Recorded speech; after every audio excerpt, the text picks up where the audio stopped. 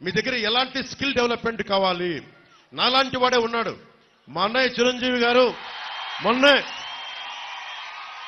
ఇంతకాలం ఎప్పుడు నా మంచి కోరుకునేవారు. మొన్న మొదటిసారి ఆయనకి ఒకటి మనసు కదిలింది. కౌలు రైతులకి అండగా నిలబడినందుకు, అన్ని వేల మంది కౌలు రైతులకి మేము అండగా నిలబడిన కదిలి నిజంగా జనసేన చాలా మంచి పని చేస్తుంది. ఎలాంటి కూటమి మీకు బాగుండాలని కోరుకుంటూ నాకు ఒక 5 కోట్ల రూపాయలు జనసేన పార్టీకి విరాళంగా ఇచ్చారు. ఏ సందర్భంలో చెప్తున్నానంటే స్కిల్ డెవలప్మెంట్ ఉద్దేశించి చెప్తా ఉన్నా. మీలో నాకు తెలియదు, మీలాగే నాకు ఏం కోరికలు లేవు, ఏం అవ్వాలో నాకు తెలియదు. కానీ మనకంటే పరిణితి చెందిన వ్యక్తి, అనుభవం ఉన్న వ్యక్తి, ఒక బలమైన ఒక స్టార్డమ్ ఉన్న వ్యక్తి నా అన్నయ్య అవటం వల్ల నాకు ఆయన ఏం చేశారంటే, నువ్వేదైనా పని చేయి నువ్వు. నేను నేను అనుకునేవాడిని మ్యాక్సిమం ఒక చిన్నపాటి 5,000 రూపాయలు ఉద్యోగం వస్తే సరిపోతుంది అనుకునేవాడు నా జీవితం అంతా. ఆయన కూర్చొని నన్ను మార్షల్ ఆర్ట్స్ లో జాయిన్ చేశారు. ఆయన దగ్గరుండి ఒక యాక్టింగ్ స్కిల్ నేర్పించారు.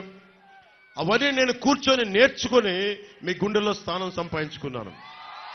ఆ స్థానం సంపాదించుకోవడమే కాకుండా నేను పాలిటిక్స్ లో వచ్చి ఓట్లు విడిపోకుండా, ఓట్లు చీలిపోకుండా మీ భవిష్యత్తు కోసం కష్టపడుతున్నానంటే ఒక్క స్కిల్, ఒక్క యాక్టింగ్ స్కిల్ ఒక్కటి నేర్పిస్తే అది నా ఒక్కడికి ఉపయోగపడాల. కొన్ని వేలాది మంది కౌలు రైతులకి 3-4 సినిమాలు చేసి దాంట్లో వచ్చిన డబ్బుని కౌలు రైతులకి అండగా నిలబడ్డాం. అంటే చిరంజీవి గారు అనే వ్యక్తి వాళ్ళ తమ్ముడికి ఒక చిన్నపాటి స్కిల్ నేర్పిస్తే అది ఎక్కడి దాకా తీసుకొచ్చిందో చూడండి. కొన్ని కోట్ల మంది ముందు నిలబెట్టే స్థితికి తీసుకొచ్చింది.